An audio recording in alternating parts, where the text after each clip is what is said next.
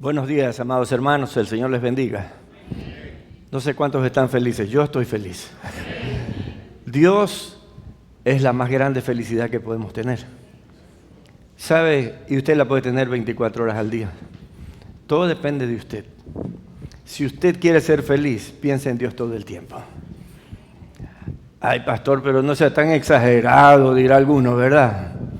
Porque claro, estamos acostumbrados a otra cosa. Pero cuando usted comienza a acostumbrarse a sentir que Dios va a su lado, porque Dios va a su lado, no porque usted es mucha cosa o yo, sino porque esa es su promesa. Y cuando Él promete, Él sí cumple. Eso lo diferencia mucho de nosotros, ¿verdad? No lo mire, tranquilo, tranquilo. El tema es que cada día nosotros necesitamos vivir la presencia de Dios, no de vez en cuando, ni solo el domingo. Así es que hoy vamos a compartir una palabra que creo que es importante para usted especialmente. Sí, para usted. El que dice, no, esto no es para mí, esto es para el de al lado. No, es para usted. Para cada uno de nosotros. Oremos, amados hermanos. Padre, te doy gracias. Esta es una mañana hermosa en tu presencia. Sentimos que tú nos abrazas, sentimos que tú estás en este lugar, Señor, que al reunirnos en tu nombre, tú te manifiestas, Señor, y tú estás limpiando corazones ahora, tú estás sanando cuerpos, Señor, tú estás liberando vidas, y todo lo haces a causa de que tú nos has prometido que en el nombre de Jesús seremos libres, sanos, y seremos llamados hijos tuyos. Por eso en esta mañana, Señor, te rogamos porque tú hagas un milagro en nuestra tierra, Señor, que tú traigas paz al Ecuador. Te lo pedimos en el nombre de Jesús. Sentidamente, Señor, te rogamos que tu paz venga, Señor, que todas las cosas que están chuecas se enderecen, Señor, que tú traigas un nuevo tiempo al Ecuador, tiempos de refrigerio espiritual, Señor, tiempos en que aquí se produzcan grandes eventos para adorarte, para exaltarte, para que todos conozcan que tú eres el Señor de señores y el Rey de reyes.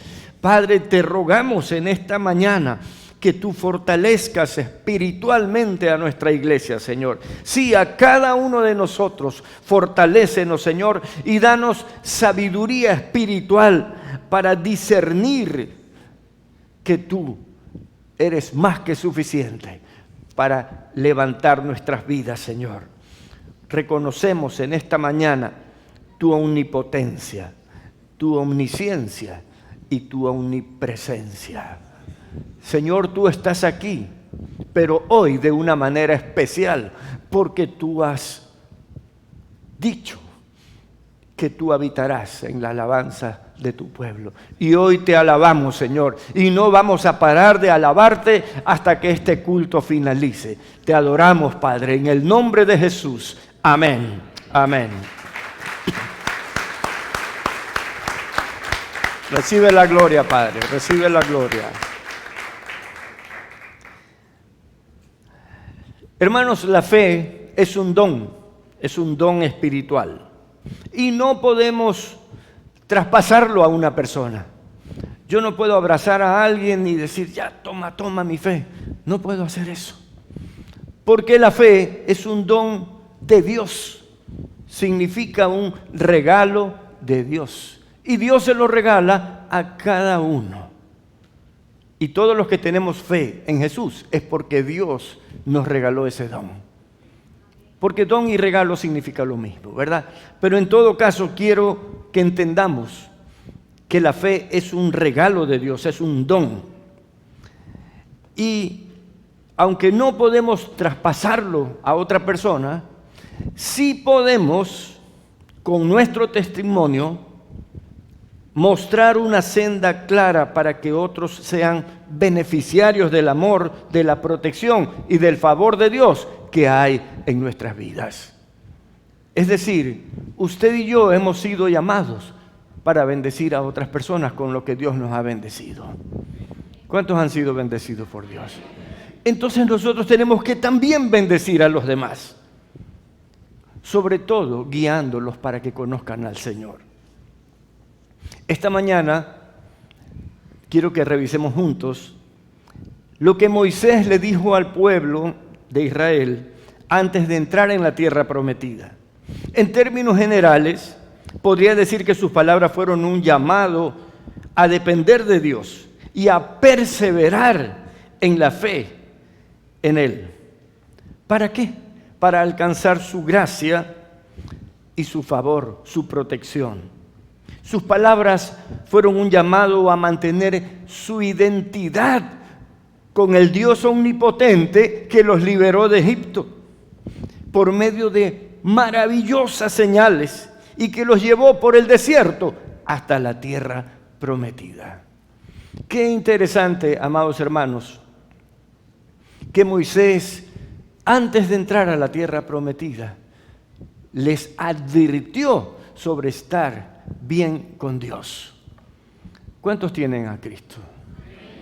¿Sabe? Todo el que tiene a Cristo tiene una promesa maravillosa de parte de Dios, que Dios cubrirá todas nuestras necesidades y nos llevará adelante. Nosotros no tenemos que hacer nada por la izquierda, todo lo tenemos que hacer de acuerdo a lo que Dios nos ha mandado y tendremos todo lo que necesitemos. Yo no le voy a decir que le va a dar lujos y cosas por el estilo, porque los lujos se gastan, se arrugan, se pierden. Usted se puede comprar un carro de $300,000 y tarde o temprano se hace viejo y no le sirve. Y de hecho, el otro día hubo una tempestad, me parece que en Europa, y hay unos vehículos que cuestan más de $200,000, marca Tesla, que se quedaron dañados en el camino. Y vi por ahí unos carritos como los que nosotros usamos, que seguían andando. Así que no todo lo que es más caro es mejor. Cuidado, perdemos la dimensión.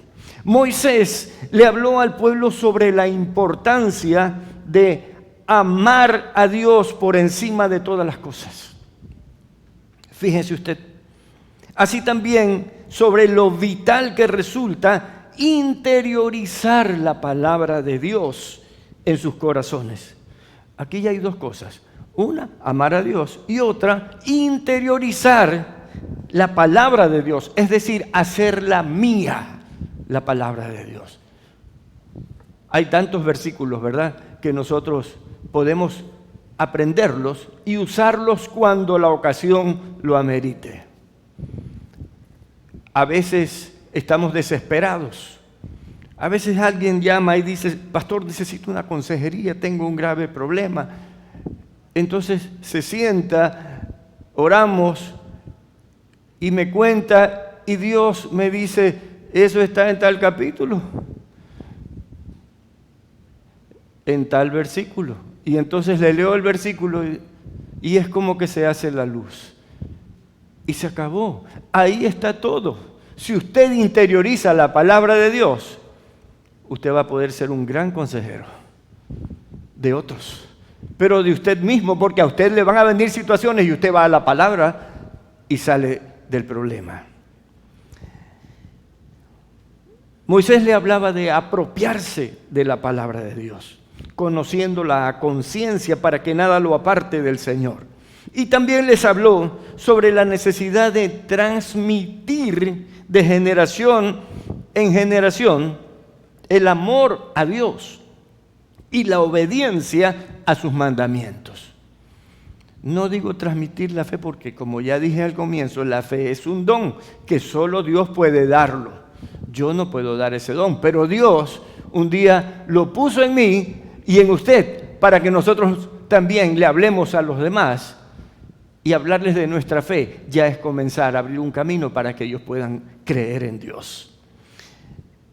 Pienso que hoy siguen siendo valiosas las palabras de Moisés. Y en el contexto familiar, sin duda, la mejor herencia que podemos dejar a nuestros hijos es nuestra fe y nuestra dependencia de Dios.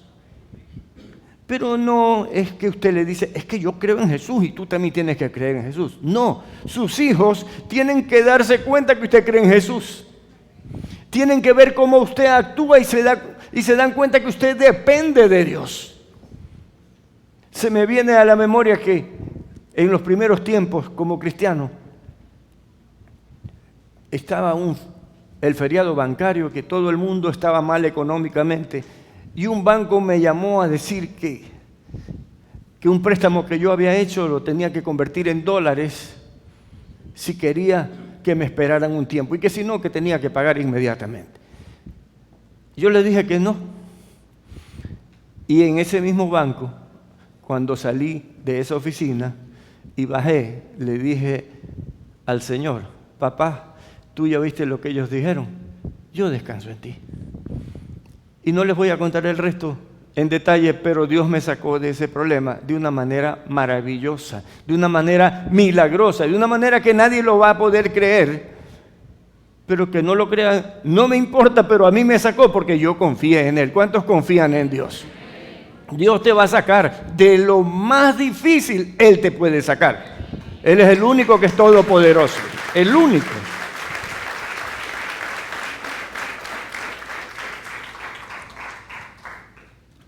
Estas fueron las palabras de Moisés al pueblo de Israel, de Deuteronomio 6, del 5 al 7. Y amarás a Jehová tu Dios de todo corazón. No dice amarás nada más, sino de todo corazón.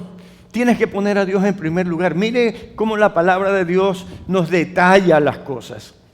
Y amarás a Jehová tu Dios de todo corazón y de toda tu alma y con todas tus fuerzas.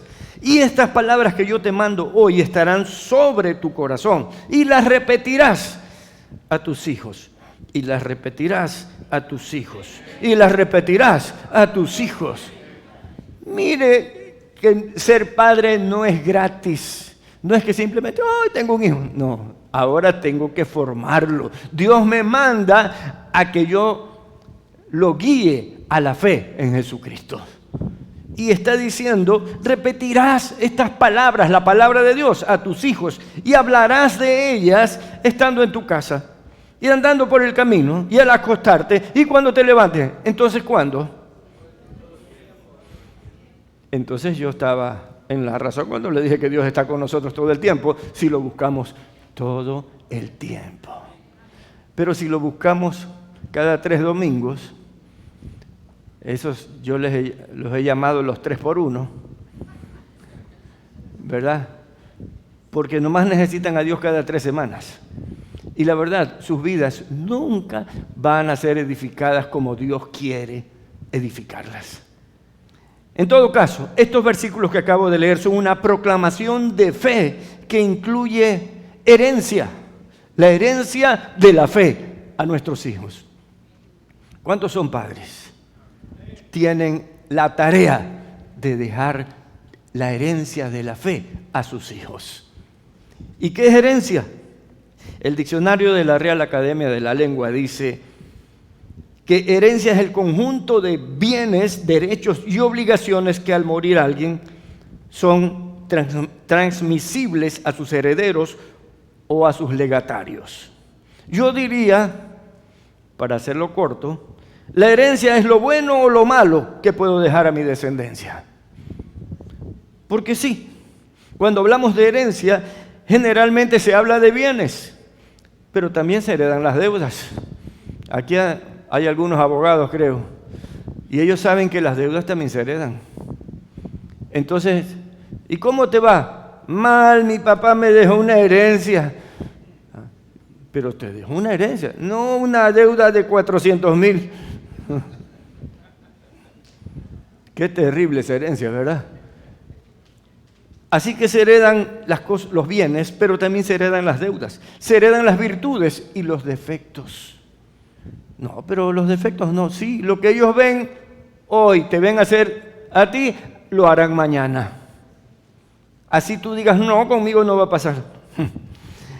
Se hereda la generosidad o la avaricia. Los buenos o los malos modales. Las buenas o malas palabras. Qué terrible que un padre quiera corregir a su hijo y le diga, no digas malas palabras, y él mismo se las dice. Qué terrible, porque no hay autoridad. Si usted no las ha omitido, no le puede pedir a su hijo, a su hija, que omita las malas palabras.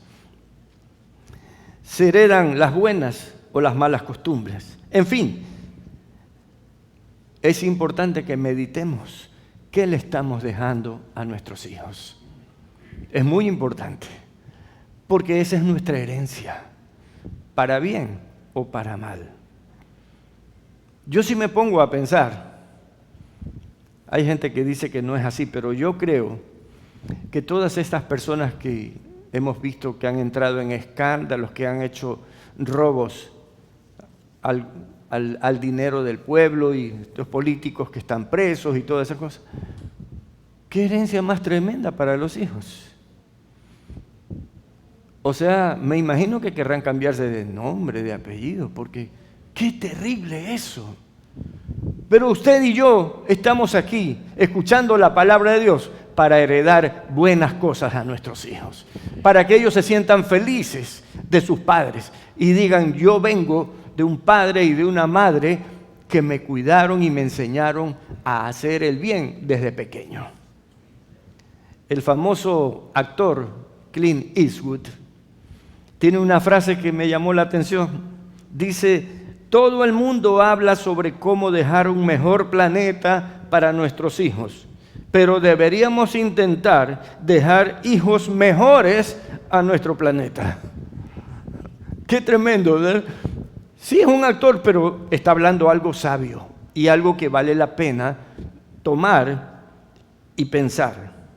Volviendo a las palabras de Moisés, él no delegó la formación espiritual de su familia a los levitas. Los levitas eran la tribu que se encargaba de hacer los cultos a Dios. Es decir, era la parte, digámoslo, religiosa del pueblo. A ellos no los delegó. Moisés dice, no. El padre al hijo. Es decir, delegó la formación espiritual de todo el pueblo, obviamente dentro del contexto espiritual. Así que padres y madres, ustedes son los encargados de formar a sus hijos en todo aspecto, sobre todo en el espiritual, porque de ese emana el resto. En el Nuevo Testamento, la palabra de Dios nos llama, a todos los que creemos en Jesús, nos llama anunciantes de las virtudes de Cristo. Pensemos un ratito. Usted anuncia a Jesucristo. ¿Qué hago? Cric. Porque sabe una cosa, nos vemos el domingo y después el próximo domingo y toda la semana no lo mencionamos a Jesús. No, es un top secret que soy cristiano. No, usted debe brillar con la luz de Cristo. Jesús no lo llamó para hacer del servicio secreto. No, realmente lo llamó a anunciar sus virtudes. Esto nos dice que hemos sido escogidos para publicar la gracia de Dios en Cristo, quien nos rescata de las tinieblas y nos lleva a su luz admirable. En consecuencia, somos los que Dios ha levantado en esta generación para abrir camino a otros en esta misma generación y en la próxima. Y sí quisiera preguntar si me entendieron esa última parte. Nosotros hemos sido llamados a publicar para que haya nuevos cristianos en esta generación y en la próxima. ¿Estamos claros o no? Podemos decir amén. Pero a mí no me lo diga, dígaselo a Dios. Amén, Señor, yo voy a publicar tus buenas nuevas en esta generación para los que vienen y para los que ahora están ciegos. ¿Cómo podemos heredar nuestra fe? Partiendo de las palabras de Moisés, quiero sugerirle que se enfoque en 3 elementos de nuestra fe: el testimonio, el conocimiento de la palabra de Dios y el crecimiento del pueblo de Dios. Repito, el testimonio, el conocimiento de la palabra de Dios y el crecimiento del pueblo de Dios. ¿Y yo qué tengo que ver con el crecimiento del pueblo de Dios? Ya va a ver cómo la palabra nos llama a eso. Vamos a ir paso a paso, dando testimonio de Cristo. Ese es el primer elemento que le menciono. ¿Usted da testimonio de Cristo? Bueno, por ahora estoy en la reserva, como los militares que no pelean, así. Usted es de la reserva. Dios no quiere reserva. Dios quiere gente activa y protagonista en su reino. ¿Y a quién llamó? A los que somos de Cristo. Así que nada de servicio secreto, hermanos. Debemos dar testimonio de Cristo. ¿Y cómo se hace? Es que eso es un lío. No, no es un lío porque usted ora y le dice, Espíritu Santo, tú que habitas en mí, guíame para que yo pueda ayudar a otros. Nuestra primera y firme forma de testificar es mostrando lo que Jesús ha hecho y está haciendo en nuestras vidas. ¿Cuántos están en medio de un proceso en el que Dios está cambiando su vida? ¿Sabe? Una de las cosas que más me sorprendió cuando vine a Cristo es ver ese nuevo enfoque que Dios le estaba dando a mi vida. Y yo decía, pero ¿cómo es esto? Qué increíble que Dios me esté moviendo todas las fichas que yo creí que estaban bien. Él está cambiando todo en mi vida. Y eso es lo primero que debe hacer usted. Usted debe testificar de Jesús sobre lo que Él está haciendo y ha hecho en su vida. Porque Él nunca va a parar de pulirlo, ¿eh? Nunca. Y si usted se pone duro, le pone lija número 4. Pero hay unas 150 que usa a veces cuando ya usted va andando. Pero siempre lo va a pulir. Dios siempre va a hacer que usted crezca. Porque a Dios le gusta que nosotros crezcamos. Y que se vuelvan líderes. Y si usted viene a esta iglesia, usted debe ser un líder de esta iglesia. Usted debe ser un líder de esta iglesia. Yo sé que el micrófono está fallando, pero usted debe ser un líder de esta iglesia. Ah, ahí parece que se escuchó, ¿no? Ok. Desde el día en que usted le abrió su corazón a Jesús, Él lo está liberando, lo está sanando, lo está limpiando y lo está estableciendo en su reino de justicia, paz y gozo. Y esto fue lo que sucedió con cada uno de los discípulos que podemos leer en la Biblia. Ellos testificaron de milagros portentosos que vieron en Jesús, pero cada uno contaba su propia historia. ¿Cuántos tienen su propia historia? Todos tenemos una historia. Todos sabemos que yo estaba trabajando y alguien llegó, me habló de Jesús y me puse a llorar. Ese día entró Jesús en mi corazón, por decir algo. Otro estaba en otra cosa, otro estaba en otra. Y así, cada uno tiene una historia. ¿Y cuál era la historia de Pedro? La historia de Pedro era la pesca milagrosa. Después de una noche sin pesca, lancé la red obedeciendo al maestro, dice Pedro, pero sin esperanza de lograr algo. Al instante las redes se colmaron y aunque vino otra barca a ayudarnos, la abundancia de peces fue extraordinaria y no se detenían. Los peces seguían entrando en las redes. Entonces caí de rodillas, decía Pedro, ante Jesús y le dije, apártate de mí, Señor, soy un pecador. Él me dijo, no temas, desde ahora serás pescador de hombres. Ya no serás pecador, serás pescador de hombres. Esa era la historia de Pedro. Pero cada uno de los discípulos tuvo su historia. ¿Cuál fue la historia de Pablo? La historia de Pablo era la aparición de Jesús después de la resurrección. Es decir, él vio a Jesús mucho después de que Jesús había muerto y resucitado. Le voy a leer. Esto está en Hechos 9, del 3 al 5. Cuando Pablo estaba cerca de la ciudad de Damasco, lo rodeó de repente una luz muy brillante del cielo. Saulo cayó al suelo y escuchó una voz que le decía, Saulo, Saulo, ¿por qué me persigues? Saulo preguntó, ¿quién eres, Señor? Usted se ha preguntado, ¿quién eres, Señor? Cuando usted ha pasado por una situación difícil y de pronto usted se encuentra todavía vivo y dice, Señor, ¿eres tú? ¿Quién eres, Señor? Le dijo él. La voz le contestó, soy Jesús, a quien tú persigues. Mire qué interesante. Pero ese era el testimonio de Pablo. Y Pablo consideraba tan importante dar su testimonio que si usted es acucioso y revisa el libro de Hechos, en 3 ocasiones está el testimonio de Pablo a diferentes personas. Es decir, se pasó la vida diciendo que vio a Jesucristo resucitado. Qué interesante testimonio, pero también que le cambió toda su vida, porque Pablo era un perseguidor de cristianos y se volvió un apóstol cristiano. Se volvió un hijo de Dios que produjo gran fruto. Sí, pero es que yo no tengo el carácter de Pablo. No, usted no necesita tener el carácter de Pablo. Usted necesita ser usted mismo, pero dispuesto a que Dios haga la obra. Y si usted se dispone, vamos a saber de usted muy prontamente. Porque Dios no usa a ninguno porque es lamparoso, sino porque es honesto e íntegro en su relación con Dios. Eso es lo que Dios anda buscando. La historia de Juan, del apóstol Juan, es que al ver tantos milagros de Jesús, se entendió claramente que Jesús era el Verbo encarnado, el Hijo unigénito de Dios. Y esto está escrito en Juan 1:14.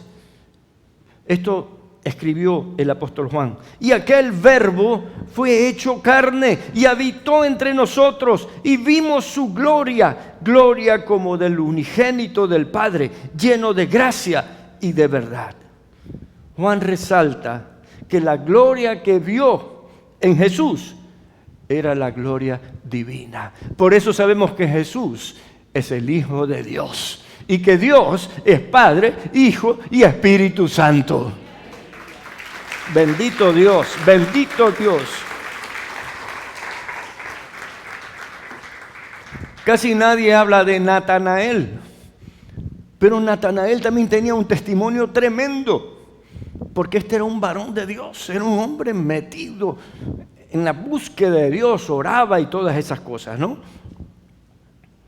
Él descubrió que Dios lo sabía todo. La omnisciencia de Dios. Y él hablaba de la omnisciencia de Dios. Aquí hemos dicho muchas veces que usted se mete en el baño, ahí lo ve Dios. Usted va al dormitorio, ahí lo ve Dios. Usted se va a la cocina, ahí lo ve Dios. Que se mete en el último escondrijo de su casa, ahí lo ve Dios. Porque Dios todo lo ve y todo lo sabe. Y Él está en todas partes. Natanael descubrió eso cuando Felipe le presentó a Jesús. Y entonces Jesús lo ve a Natanael y le dice, tú tienes un corazón honesto, un buen corazón. Y Natanael lo vio a Jesús vestido de un hombre común y corriente como usted y como yo. Y encima nacido en Nazaret, que era un pueblo que la gente lo veía como cualquier cosita. Entonces,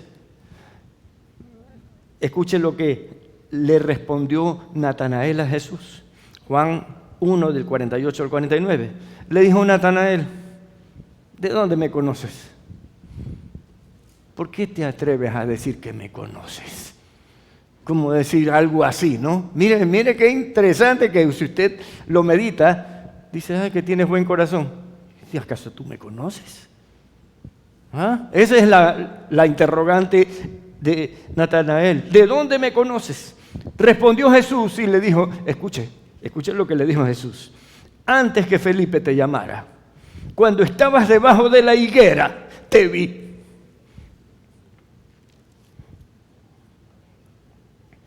Para mí esto es muy fuerte, hermanos. Respondió Natanael y dijo, Rabí, tú eres el Hijo de Dios. Tú eres el Rey de Israel. Usted tiene que pensar claramente que lo que Jesús le reveló era alguien que nadie más podía saber en este mundo. ¿Y sabe lo que estaba posiblemente haciendo Natanael? Él había orado antes de ese encuentro con Jesús. Había orado debajo de una higuera. Y nadie podía saber que él estaba orando, solo Dios. Entonces Jesús le revela su divinidad y le dice, ahí te vi. Qué maravilloso eso. Entonces Natanael comenzó a dar testimonio de la omnisciencia de Dios, que Dios lo sabe todo, que está en todas partes. Él era un hombre bueno, un hombre de Dios. Así que él entendió que Jesús es Dios. La samaritana, después de su encuentro con Jesús, se fue a su pueblo y llegando al pueblo le dijo a los hombres, Juan 4:29, vengan a ver a un hombre que me ha dicho todo cuanto he hecho. ¿No será ese el Cristo? ¿No será ese el Cristo? ¿Cómo lo habrá dicho? ¿Qué unción habrá habido en ella en ese momento que esos hombres partieron a buscar a Jesús en el pozo? Porque querían conocer a ese que sabía todo. ¿Y por qué lo sabía todo? Porque Dios es omnisciente. Dios lo sabe todo. Está en todas partes y tiene todo el poder. Qué maravilloso, hermanos. Un ciego de nacimiento, luego de ser sanado por Jesús, daba testimonio de la omnipotencia de Dios. Lo que nadie había hecho desde que él era niño hasta la edad que tenía, lo hizo Jesús. Le devolvió la vista. Entonces los fariseos se enojaron porque lo había sanado en sábado y porque le tenían mucha envidia a Jesús. ¿Y quiénes eran los fariseos? Unos religiosos. Y los religiosos de hoy todavía tienen envidia del pueblo de Dios porque saben que Dios está con su pueblo. Porque el que busca a Cristo tiene la bendición y se libera y sale adelante. Le voy a leer esto de los fariseos. Juan 9, del 29 al 31, dice, nosotros sabemos, dicen los fariseos, que Dios ha hablado a Moisés, pero respecto a ese era Jesús. Mire lo despectivo de su lenguaje con Jesús. Pero respecto a ese, no sabemos de dónde sea.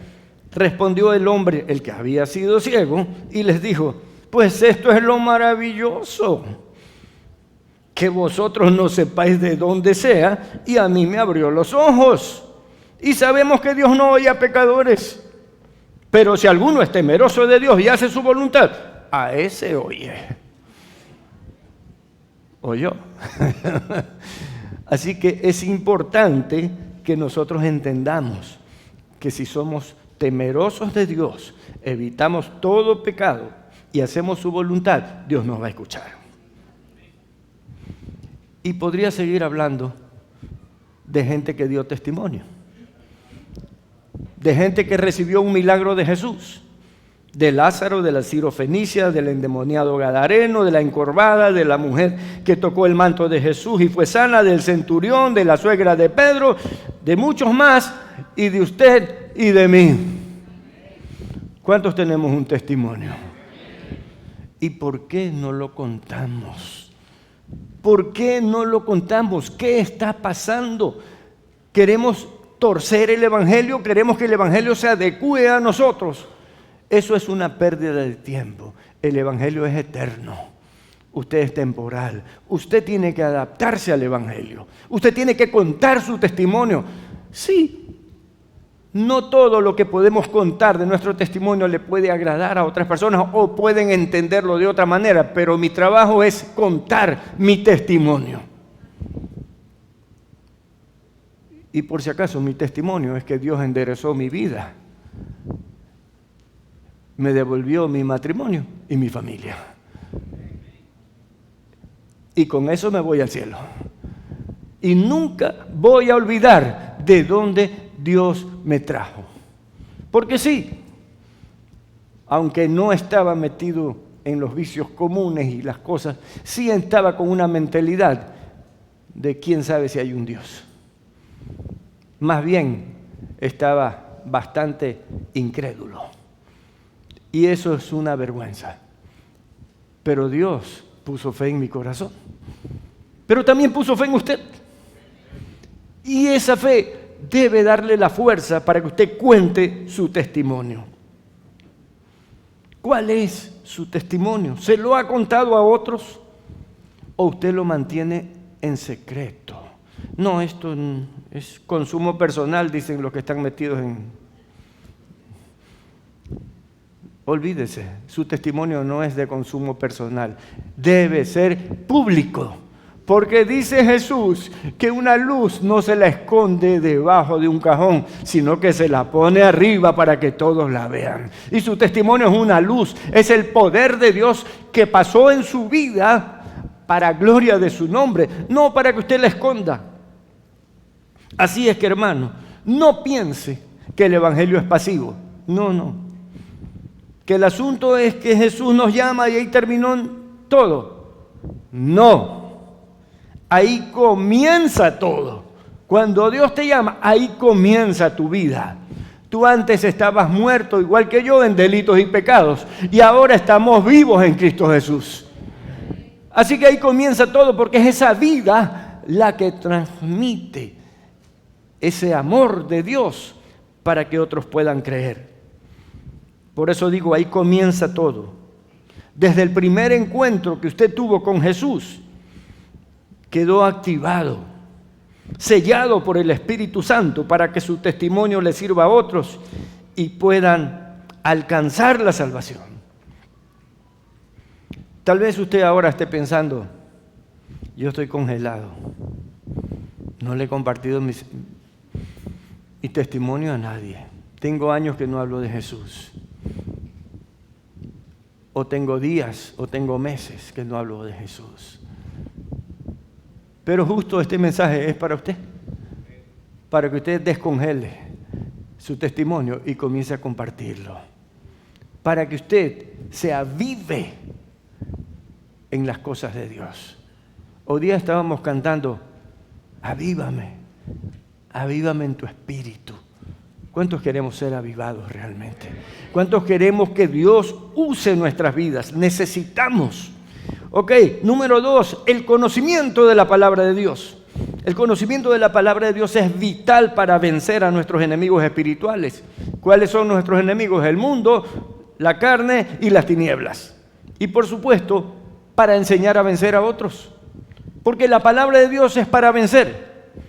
Si no, le pregunto, ¿con qué venció Jesús cuando el demonio lo tentó en el desierto? Con la palabra de Dios. Escrito está, le dijo Jesús. Y cuando el diablo venga y le lance una amenaza, usted se para firme y dice, yo soy nacido de Dios y el diablo no me toca. ¿Dice o no dice? Escrito está, le dice usted. Y se mete el rabo en medio de las piernas y se va. Porque usted ha sido llamado a ser más que vencedor. No vencedor, más que vencedor. El problema es que cuando usted no se lo cree, usted es un perdedor. Peor que Polito. ¿Se acuerdan del programa de Polito? Peor que Polo Vaquerizo, sí. Es mi amigo, por si acaso, por eso puedo mencionarlo. La Biblia nos recuerda que tenemos una lucha permanente contra las tinieblas y nos dice literalmente que no luchamos contra carne y sangre, es decir, no tenemos pelea entre nosotros. No tenemos pelea con otro ser humano, es decir, contra las personas, sino contra espíritus del mal. Asimismo, la palabra de Dios nos habla de las armas que podemos usar para vencer y las enumera como las piezas de una armadura en el capítulo 6 del libro de Efesios. Y se las voy a mencionar nada más. Nuestras armas para vencer son el cinturón de la verdad. Usted no mienta. ¿Quién es el padre de la mentira? Cada vez que usted mienta, usted le da la gloria al diablo. Cada vez que usted dice la verdad, le da la gloria a Dios. Sí, pero es que si no miento, se arma un lío. Gánese el lío, pero póngase bien con Dios, porque tener un lío con Dios, eso es lo grave. No se meta en ese lío de ofender a Dios. Usted ha sido llamado para decir la verdad. Usted ha sido llamado para decir la verdad. Usted ha sido llamado para decir la verdad. Luego le dice, póngase la coraza de justicia, sea justo. No se meta en nada que no esté bien. Sí, pero es que con esto yo consigo para... y te peleas con Dios. Porque a la larga, todo esto o lo haces con el favor de Dios o te enfrentas a Dios. La Biblia dice, cosa terrible es caer en manos del Dios vivo. ¿Cuántos han leído eso? Por si acaso está en Hebreos. Chequéelo. No es cuestión de juego, decir, no, ya por esta mentira. Esta mentirita Dios no me va a decir nada. Entonces tu Dios eres tú mismo. Porque Dios detesta la mentira. Dios detesta la injusticia. Luego dice el Evangelio de la paz. Es decir, usted debe tener buenas noticias de paz cada vez que tiene un conflicto con cualquier persona o tal vez con usted mismo. El escudo de la fe para detener los dardos de fuego del enemigo. El casco protector de la salvación, es decir, la seguridad de que Jesucristo me salvó, porque la sangre de Cristo tiene el poder de salvarme. Y no hay nada que me pueda convencer de lo contrario. Entonces yo camino en esta salvación. La espada del Espíritu, que es la palabra de Dios, exactamente lo que Jesús hizo. Le pegó un par de espadazos al demonio y lo venció. Porque la palabra de Dios es la que vence. Y la oración en el Espíritu, es decir, una oración guiada por el Espíritu.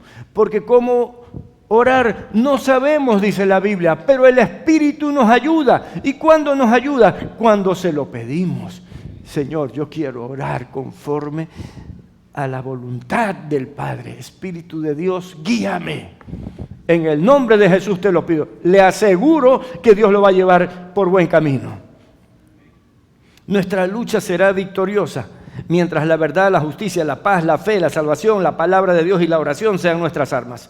Así también la palabra de Dios nos enseña a vivir en paz para que nada nos aleje de nuestra relación con Dios. Romanos 12:18 dice, si es posible, en cuanto dependa de vosotros, estad en paz con todos los hombres. ¿Con quién?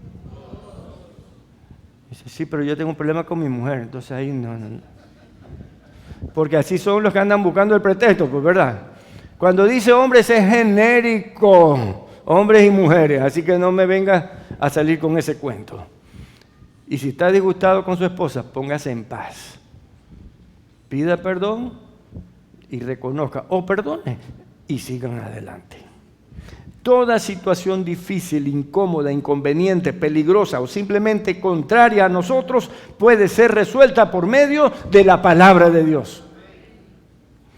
No nos dejemos vencer de la incertidumbre, el desánimo, el pesimismo. Afirmémonos en las promesas de Dios y salgamos airosos de toda dificultad por medio del amor.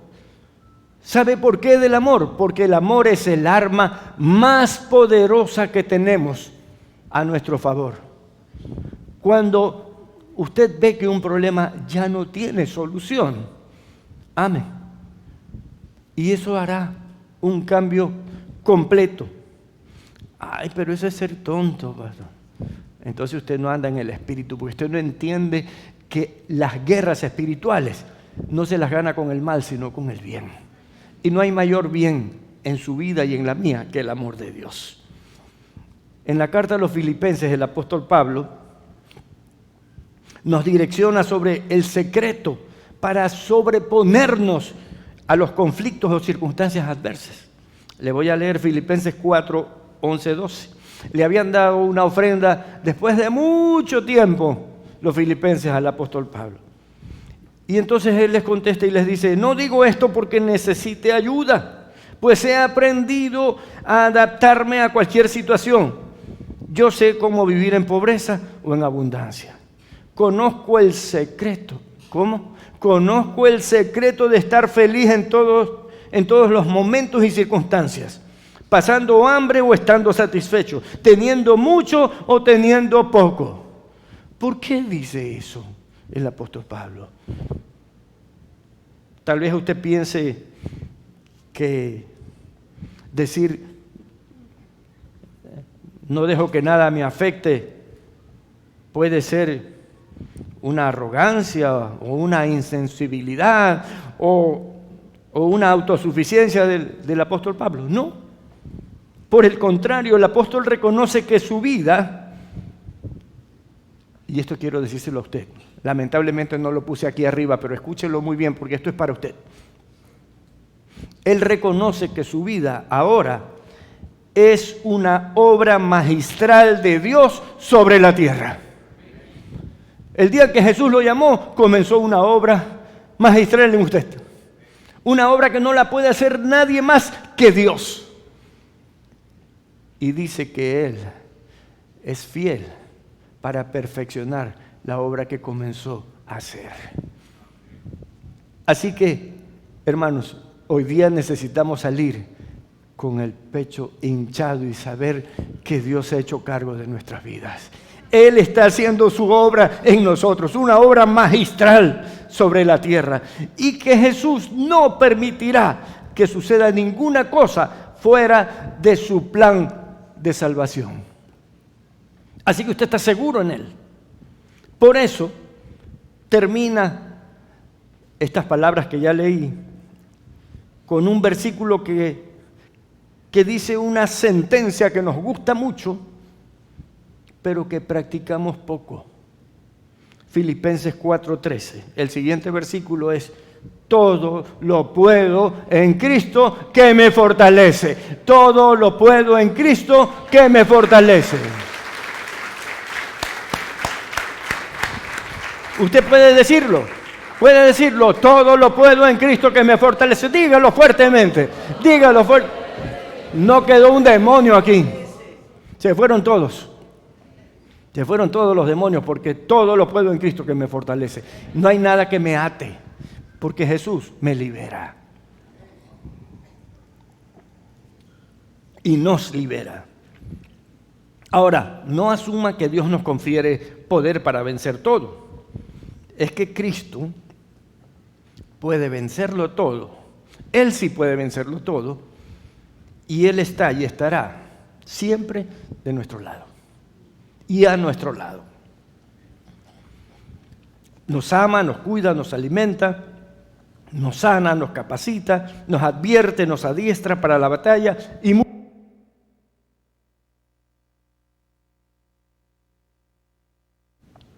una cosa más. No nos iremos de este mundo a su presencia, sino cuando Él, y solo Él, decida que vayamos. Así que mientras estemos aquí en la tierra, le servimos a Dios. Jesús es todopoderoso, hermanos. No hay nadie como Él. Nadie es como Jesús. Nadie. Nunca lo olvide. Dios está a cargo de usted y de mí. Él hará lo que sea necesario para que superemos cualquier situación.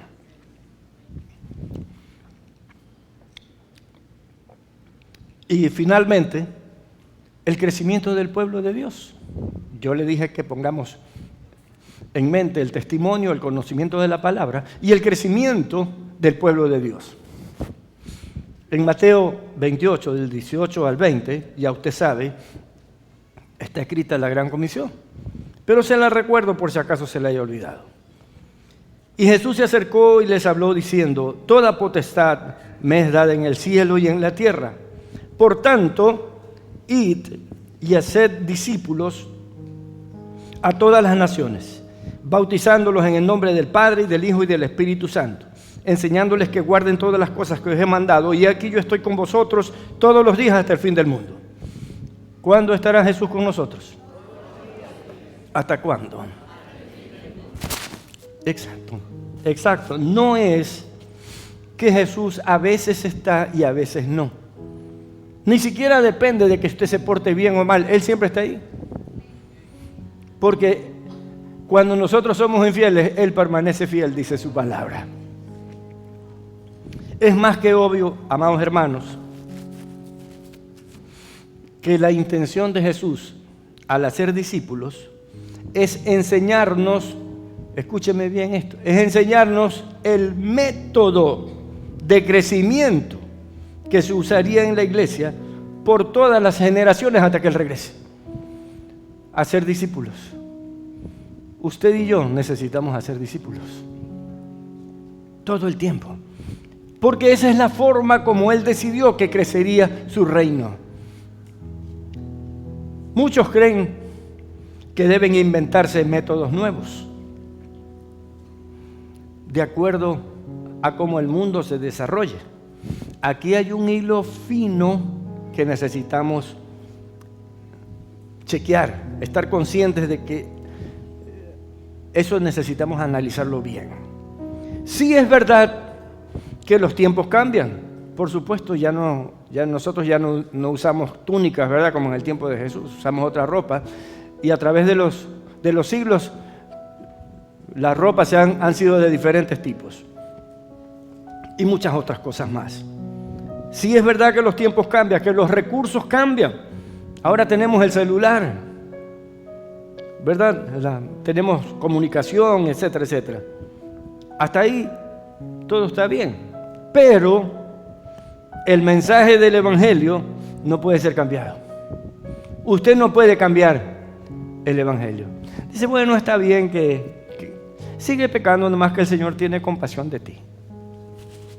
Lo estás mandando al infierno, ¿sabes? Si alguien está en pecado, tiene que renunciar a ese pecado.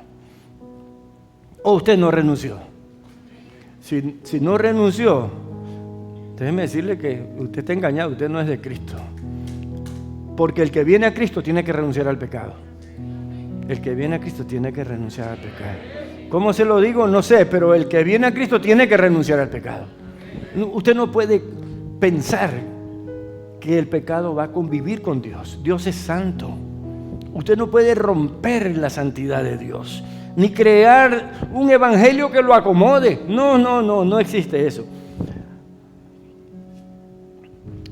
Hasta aquí, eso está muy bien, pero el evangelio debe ser predicado con los mismos valores y conceptos que Jesús enseñó a sus discípulos, a los apóstoles. Y está escrito en la Biblia lo que les enseñó. Así que usted nada más debe coger la Biblia y aprender y practicar.